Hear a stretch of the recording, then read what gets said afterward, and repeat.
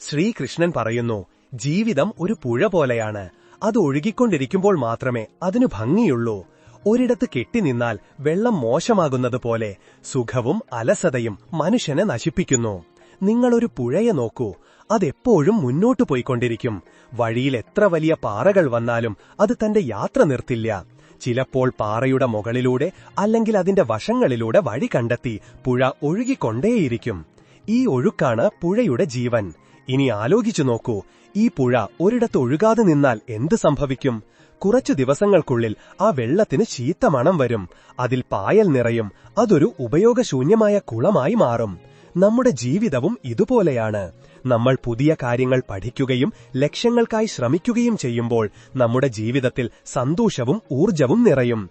എന്നാൽ ഇനി എനിക്കൊന്നും ചെയ്യേണ്ട, ഇത്രയൊക്കെ മതി എന്ന് നമ്മൾ എപ്പോൾ ചിന്തിക്കുന്നുവോ അപ്പോൾ മുതൽ നമ്മുടെ കഴിവുകൾ കുറയാൻ തുടങ്ങും.